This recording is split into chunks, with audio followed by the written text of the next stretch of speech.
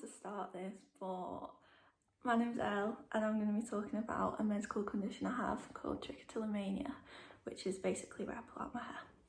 I've been wanting to talk about this for ages now, but I just wasn't sure what the best way was to go about it. I was going to make a post on Instagram or do a story or something, but I thought it'd be so much easier if I just kind of sit down and just get it all out in one video. And also this way I feel like I'm not forcing it on anyone. If I plaster it all over my Instagram and stuff, I don't want people to feel like they have to click through it and read it and stuff. But if I do it like this, if you want to watch it, you can watch it. If you don't, you don't, and that's completely fine. I'm going to try and keep this as short as I can because I feel like the chances of people watching it are very slim anyway, so I don't want to push my luck by making it dead long and rambly, so I'm going to try and keep it as short as I possibly can. So before I start, I don't want people to think I'm being insensitive by filming this and posting it, because I know this condition may seem dead trivial and cosmetic compared to all the other things that are going on in the world at the moment, and life-threatening illnesses and things like that, but I know it really affects me and it affects other people, and it's not spoken about enough, so that's why I'm doing this.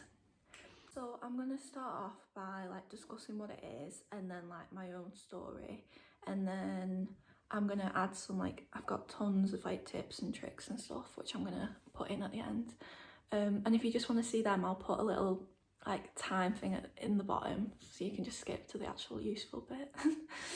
So trichotillomania is essentially pulling out your hair, whether that's from your head, your scalp, your eyelashes, your eyebrows, literally anywhere in your body you've got hair, and it's an overwhelming urge to pull it out.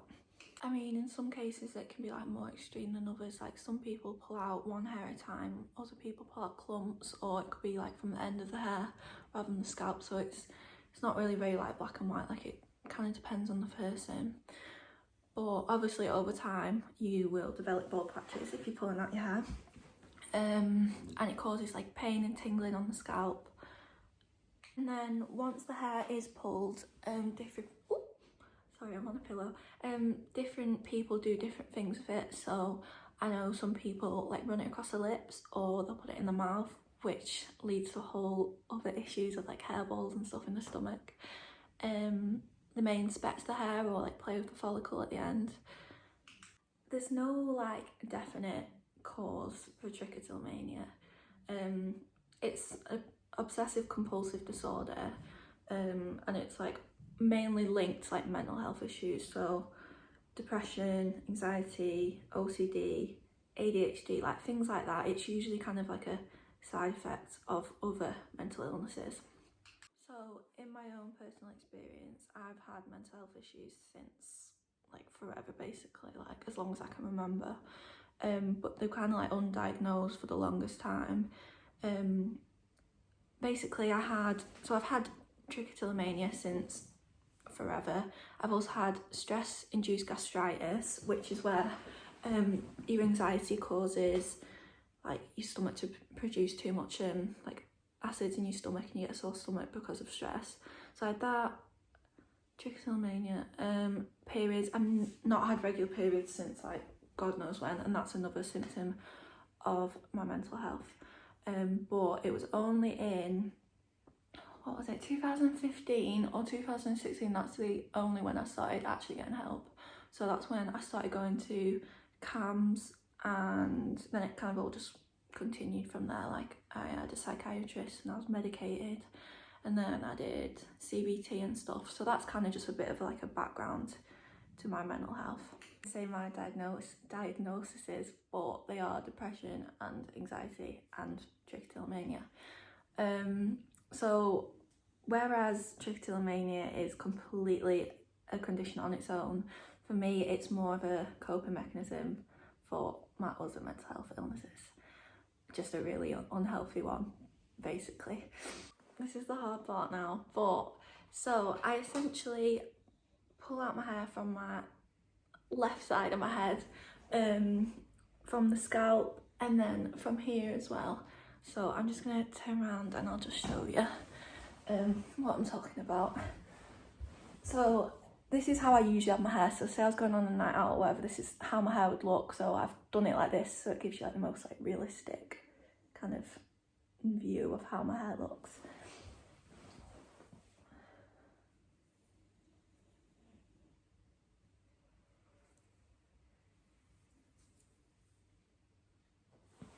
I don't know how clear that will be. I might have to put pictures in or something, but to be honest, I don't really want you to see that much anyway, so as long as it gives you an idea. Just watch that back and it's not really that helpful, but it gives you an idea. Basically, I have a bald patch here, and this bald patch is getting bigger, so it's kind of spreading over to this side of my head.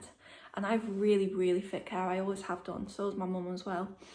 So if I didn't have such thick hair, like, it would be a lot worse, so I'm so grateful that I do, but it's not good. Well, you can see it's not good, so yeah. It's like proper crazy to me is like it's really not spoken about, and there's so many reasons for that. Probably like it's rare, like it's not a very common disorder.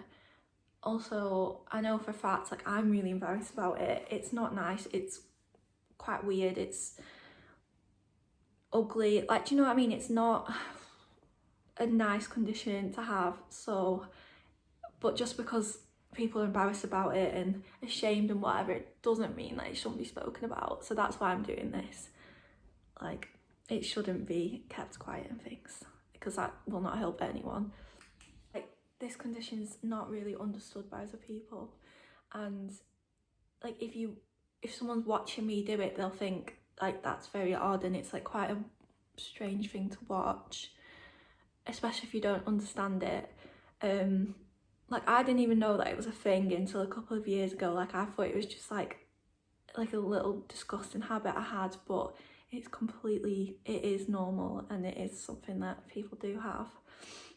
I just feel like mental health is so romanticised by like the media and things, and it's made out to be something like beautiful and mysterious and all this, but it's not. Like, it's really, really not. It's just how it is. Like, there's nothing pretty about mental health, and no one should be ashamed of that, because it's just how it is. It really is just how it is. To me, mental illness is being tired all the time, not being able to cry or crying too much, bailing on people, shutting people out, no periods, gastritis, pulling my hair out, dodgy medications, that, oh, it's just everything. It's like all consuming. It'll affect every single aspect of your life, you know, like your health, relationships, failing your GCSEs, that's a personal favourite of mine. Like, literally, mental health is just everything, all consuming, and that's just how it is. I don't really know if I've included everything that I should, or I don't really know, but I'm sure you can all just like comment or message me or whatever if you want to know anything else.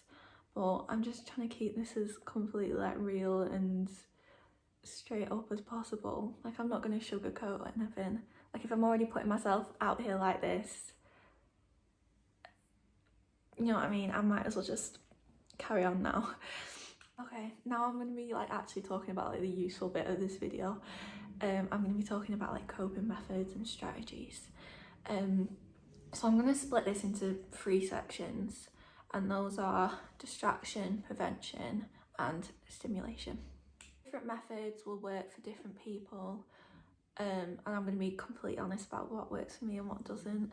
And just because I'm giving you all of these like methods and stuff, like, don't worry, I don't do them all the time. Like, realistically, like, I will still pull my hair out. It's the only way I can get relief, and it's so comforting for me. So, but it's more about reducing than just stopping it altogether, because that's not just going to happen overnight. So like, anything you can do to like improve it, it's like a step in the right direction. So don't beat yourself up about it.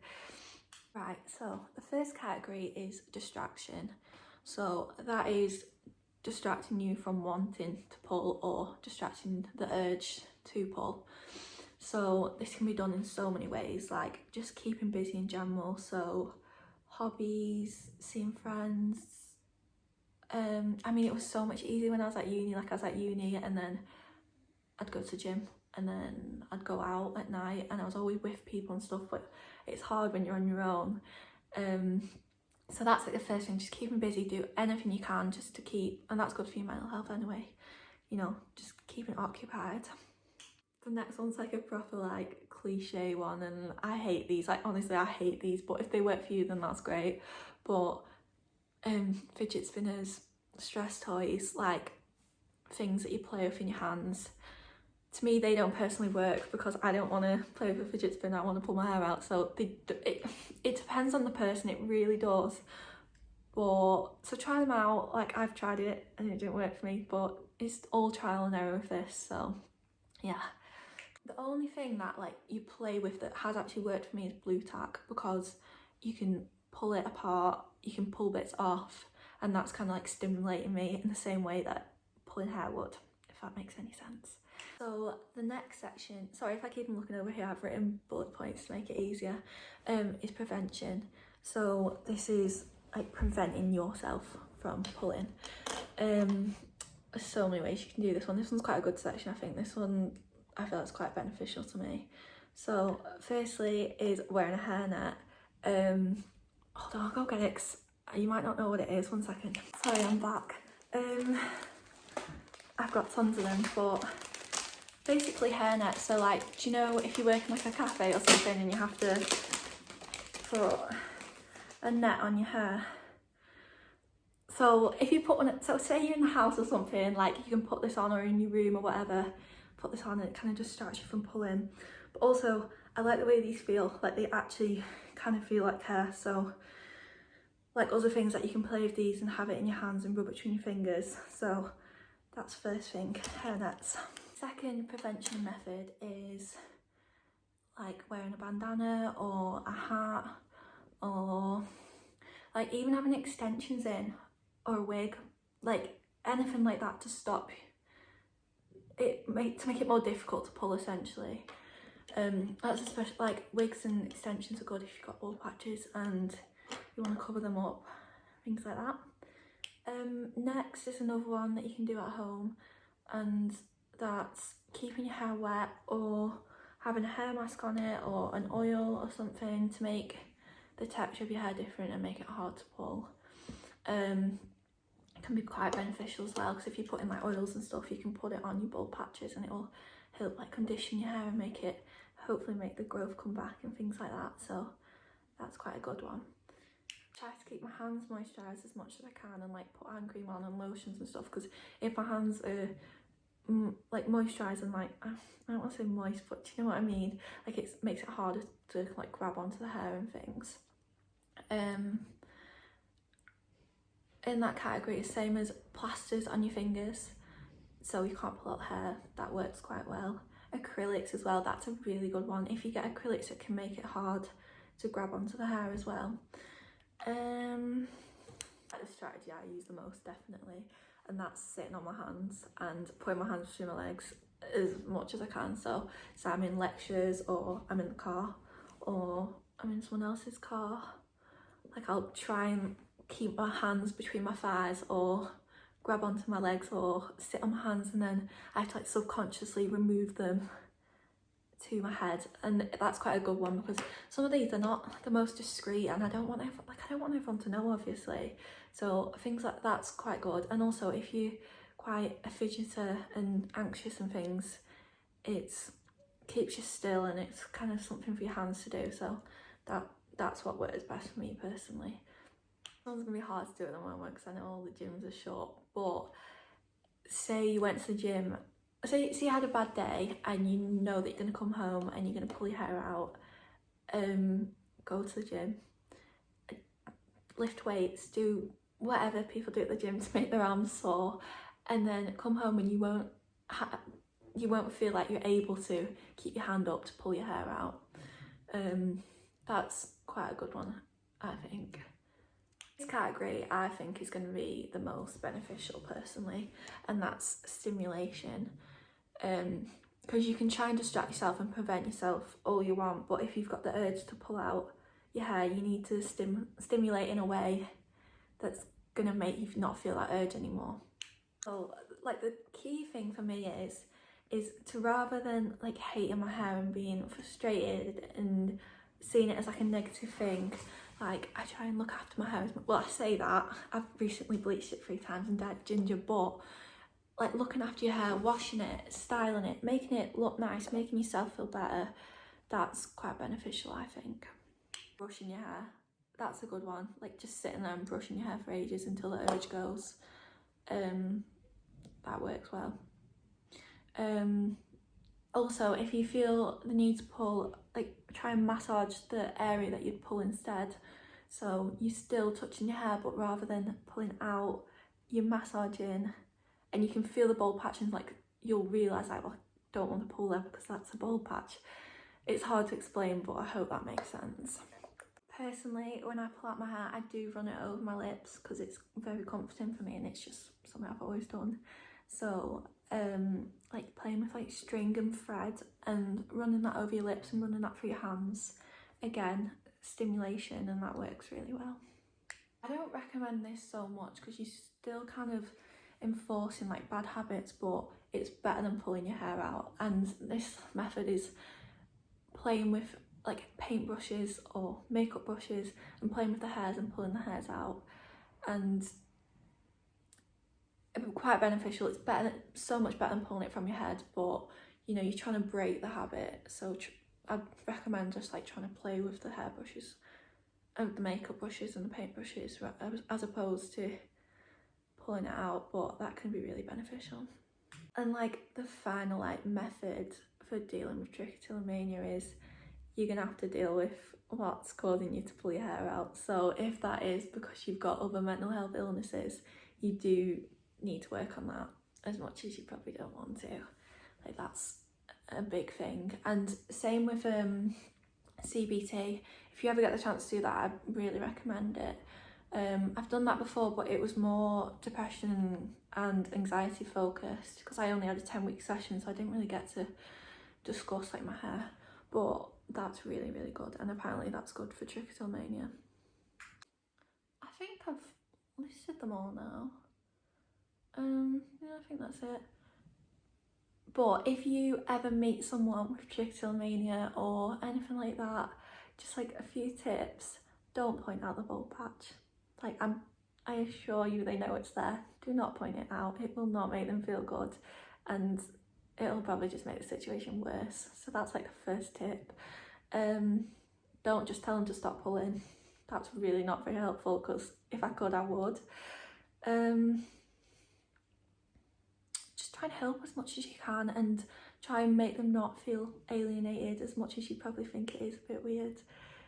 You know, just try and be as supportive as you can. I think I've said everything now that I kind of wanted to cover, but if anyone has any questions or anything like that, then feel free to message me or comment or anything like that. But I really hope this was useful, and yeah, that's it.